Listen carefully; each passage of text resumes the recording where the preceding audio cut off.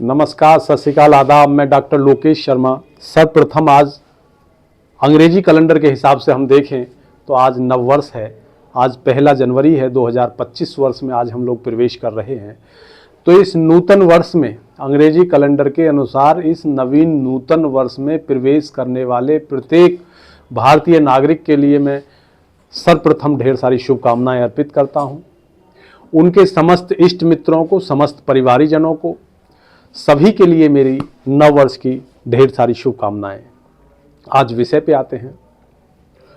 विषय बड़ा सारगर्भित है और बड़ा तथ्यात्मक है। ऐसा नहीं है कि ये केवल वकालत संबंधित, कचहरी संबंधित, वादकारी संबंधित या अधिवक्ता संबंधित या न्यायिक अधिकारी संबंधित है।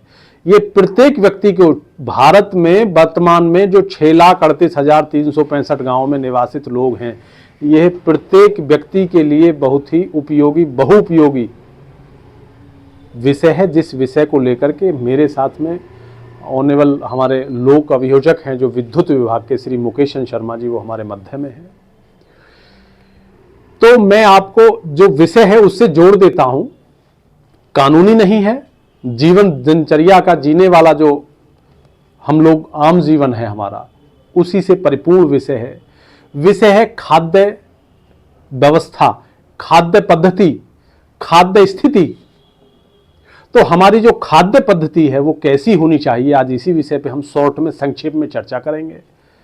सुनने वाले, समझने वाले आप समस्त सभी विद्वान लोग हैं।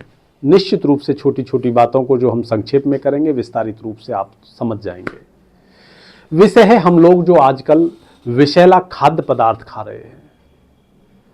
विषैले खाद्य पदार्थ के साथ साथ हम तैयार खाद्य पदार्थ खा रहे हैं। उस तैयार खाद्य पदार्थ के साथ साथ जो हम लोग फास्ट फूड खा रहे हैं, इन तीनों चारों सब्जेक्टों पे, तीनों चारों विषयों पे हम लोग गंभीरता से, मैं आपको केवल ये बताना चाहता हूँ। सर्वप्रथम यदि हम लोग गांव के निवासित हैं, दो तरह का जीवन होता है, गांव का है, शहर का है। दोनों में कुछ ऐसे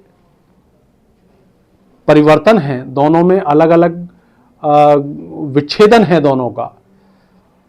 दोनों में अलग अलग स्थितियां हैं कि पहले अगर जो हम लोग बातचीत करें तो पहले हम गांव की पद्धति पे विचार कर लेते हैं। तो पहले गांव में अगर जो हम स्थिति देखें तो पहले गांव के लोग सीधा दूध पीते थे, नेचुरल दूध फैट पीते थे, नेचुरल दूध पीते थे।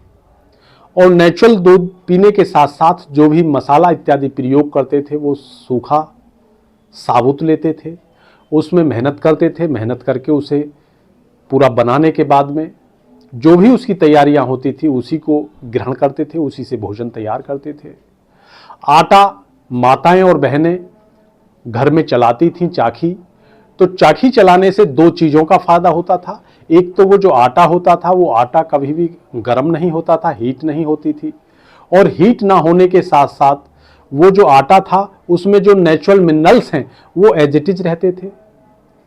और वो मिनरल्स के सापेक्ष, गर्म आटा ना होने के सापेक्ष, जो माताओं बहनों का जो बॉडी का जो शारीरिक व्यायाम था वो परिपूर्ण हो जाता था।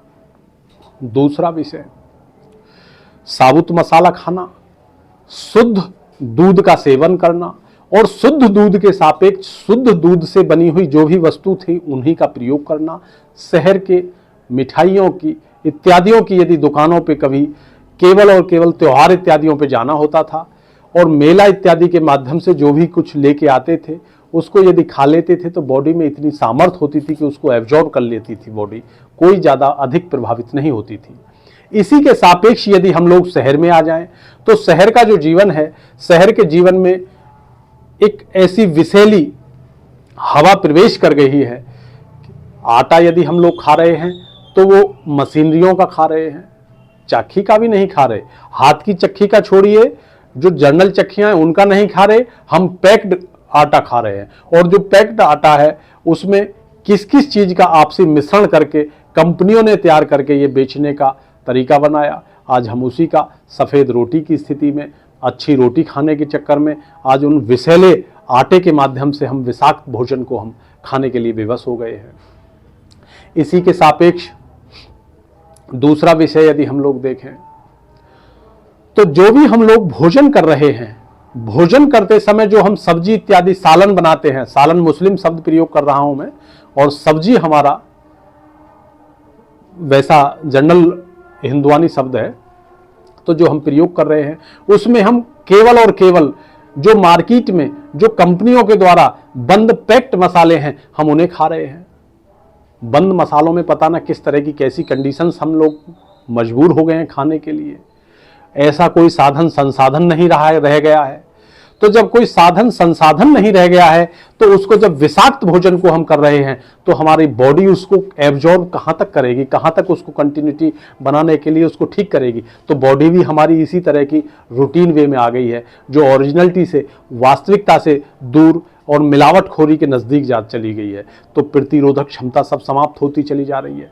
इसी के सापेक्ष एक सबसे बड़ा जो यदि विषाक्त स्थिति है, मैंने आपको दोनों कंडीशन आपको बता दिया, और इसमें जो विषाक्त सबसे अधिक है जो हम लोगों को बहुत महत्वपूर्ण तरीके से सोचना है, समझना है, और इसको समझने के बाद प्रत्येक व्यक्ति से मैं विनम्र अनुग्रह कर रहा हूं, जो लोग मुझे देख रहे हैं, कि सब लोग इस तरह के विषाक्त भोजन को, अशाक्त भोजन को निश्चित रूप से अच्छा बना सकते हैं, बशर्ते जो मैं आपको बताना चाह रहा हूं इस कंडीशंस पे आप लोग उसका प्रयोग अपने घरों में करिए, अपने मिलने जुलने वालों को उसे भेजिए आगे।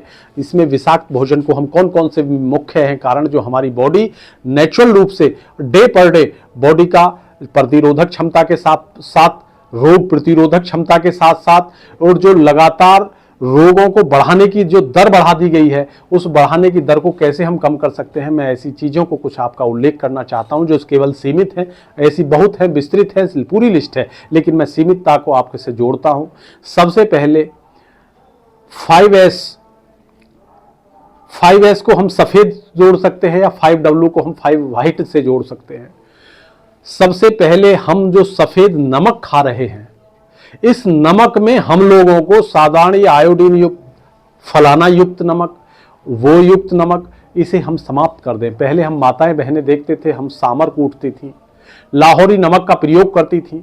तो निश्चित रूप से यदि हम लाहौरी नमक पे या उसी पुरानी पद्धति पे आ जाएं तो हम पहला विषाक्त भोजन में जो हम पदार्थ मिला रहे हैं, वो विष को मिला रहे हैं, उसकी मात्रा को हम धीरे धीरे छीण कर सकते हैं, बॉडी से उसे हटाने का प्रयास कर सकते हैं। महीनों में जाकर के बॉडी हमारी उस रूटीन में उस नमक के पुराने प्रभाव को समाप्त करेगी, पहला। दूसरा, हम लोग यदि तेल की स्थिति उत्पन्न करें तो हम जो तेल खाते थे, तेल पहले नेचुरल रूप से कोल्हू कलेशर का पला हुआ, और कोल्हू तेल कोल्हू से निकलने के बाद कच्ची घानी का तेल आता था।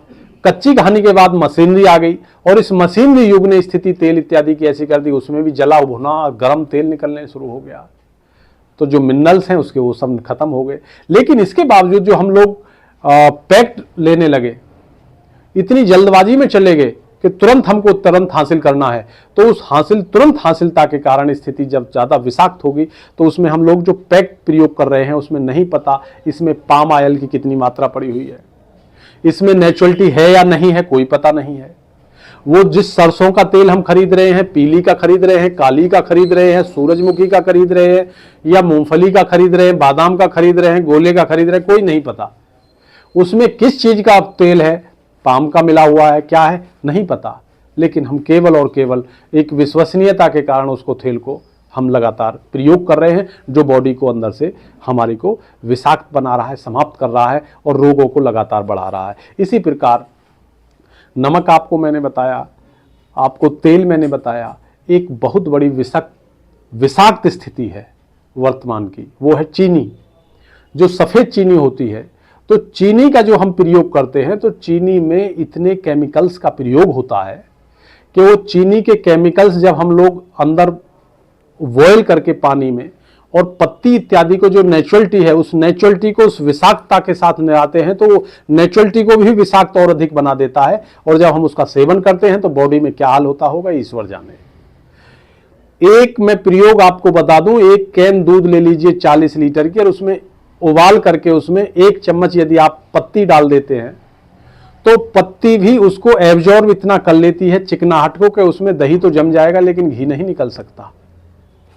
चाय का सेवन, और चाय में जो पड़ने वाली पत्ती के साथ साथ हमारी जो चीनी है, इस चीनी के केमिकल्स के माध्यम से बॉडी में नेचुरल रूप से इतने रोग हो रहे हैं, बीपी का हो, शुगर का हो, हार्ट डिजीज का हो, ये सब रोग जितने भी बढ़ रहे हैं ये नमक से, चीनी से, आटे से, जो आटा खा रहे हैं, रिफाइंड से, इन चीज़ों का जो हम प्रयोग कर रहे हैं। तो इस विष को हमको अपने जीवन में से त्यागना होगा। हमको उस रसोई में वो पुराने साबुत मसाले इत्यादि प्रयोग करने होंगे। वापस लेकर आए, थोड़ी मेहनत करनी पड़ेगी।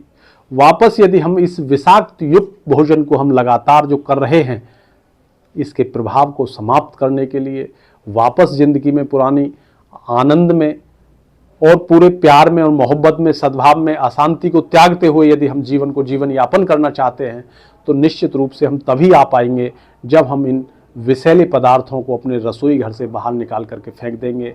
तो मेरी सबस जो ही दर्शक बंधु हैं उनसे विनम्र अनुग्रह है, वो जो देख रहे हैं इसे निश्चित रूप से वो तो प्रयोग करेंगे ही करेंगे। अपने घर से सर्वप्रथम साधारण आयोडीन युक्त जो भी नमक नए नए प्रचार करके आ रहे हैं, इनको निकाल दीजिए। इसके स्थान पर जो है वो जो पुरानी पद्धति के अनुसार जो नमक है उसी का प्रयोग कीजिए। लाहौरी नमक का प्रयोग कीजिए, काले नमक का प्रयोग कीजिए। काले नमक के प्रयोग ये भी नहीं मिले तो सांभर का प्रयोग करके सांभर को कूटिए, मेहनत कीजिए। मसाला आपको 100% शुद्ध लेना है, साबुत लेना है, मेहनत करके उसे कूटना है। मैंने कई जगह देखा है, एक जगह तो मुझे खुद आपको शर्म आ रही है बताने में कि एक जगह एक प्रशासनिक अधिकारी एसडीएम, सब डिस्ट्रिक्ट मजिस्ट्रेट ने, सब डिविजनल मजिस्ट्रेट ने, एसडीएम ने एक छापा मारा एक मसाला फैक्ट्री पर। तो वहाँ एक जगह देखा तो जो धनिया पिसा रहा था, उस धनिये में पिसाई के स्थान पर जो गधा इत्यादि देखते हैं आप, गधा एज, तो उस गधे की जो बिष्टा होती है, गोबर होता है उसका, जो गधे की लीद बोल देते हैं, उसको उन मसालों में प्रयोग किया जा रहा था, जिसको हम लोग सुबह ही सुबह नाश्ते के साथ में, भोजन के रूप में, रात को भोजन के रूप में हम प्रयोग कर रहे हैं, पार्टियों में प्रयोग कर रहे हैं। वो हम क्या खा रहे हैं, कैसे डिफाइन करें हम किसी को। अगर हम मिर्चों के रूप में देखने लगे तो ईंटों का पाउडर ईंट मिल रहा है। केवल इस आधुनिकता की दौड़ में इतने हम चले गए, इतने हम पिछड़ गए कि हम लोग आपसी मूल्यों का सब भाव भूल गए। यूरिया का दूध पीने लगे, हम डायरेक्ट केमिकल से बना हुआ दूध पीने लगे, शैम्पू का दूध पीने लगे। शैम्पू दूध बनाता है, मुझे तो पहली बार पता लगा, मैं तो बड़ा हैरत में रह गया जब पता लगा कि शैम्पू से भी दूध तैयार हो जाता है, यूरिया से दूध तैयार होता है। जो नेचुरलिटी कहाँ चली गई? तो जब नेचुरलिटी हम लोग प्रयोग नहीं कर रहे तो आपस में एक दूसरे व्यक्ति के प्रति नेचुरलिटी, प्राकृत व्यवहार होगा कहां से, रह कहां से जाएगा? तो निश्चित रूप से हमारे जो संवैधानिक मूल्य हैं इनका पतन जो हो रहा है, व्यवस्था का पतन हो रहा है। तो इस पतनता को खत्म करने के लिए जो मैंने आपको बताई हैं, इन्हें अपने रसोई घर से समाप्त कीजिए। अच्छे खाद्य पदार्थों का प्रयोग कीजिए। कल हम जब दूसरा एक टॉपिक दूसरा और बनाएंगे तो मैं इस खाद्य पदार्थों के बाद की होने वाली बर्बादी, जो मानवीय रूप से, सामाजिक रूप से इतनी अधिक प्रभावित कर रही है हमको, इतना अधिक आगोश में ले चुकी है हमको, जो आर्थिक रूप से शांत भाव जो हमारा मन मस्तिष्क का रहता था वो पूर्ण रूप से जो अशांत कर दिया है, उस व्यवस्था पे बात करेंगे। वो व्यवस्था का नाम है चिकित्सा पद्धति, कि हम चिकित्सा की तरफ किस कारण से जा रहे हैं, किस वजह से हम लोग अपने बच्चों को, अपने परिवार को, अपनी माता को, अपने पिता को, अपने बुजुर्ग को, अपने भाई को, अपने साथी को, अपने मित्र को, अपने रिश्तेदार को उस व्यवस्था से, उस लूट से, उस महालूट से जो चिकित्सा के नाम पर, स्वास्थ्य के नाम पर लूट हो रही है, उससे कैसे हम बाहर निकाल सकते हैं, इस विषय पे हम कल चर्चा करेंगे। तो कल पुनः फिर होगी मुलाकात एक नवीन विषय के साथ। तब तक लेता हूं आपसे विदाई। नमस्कार।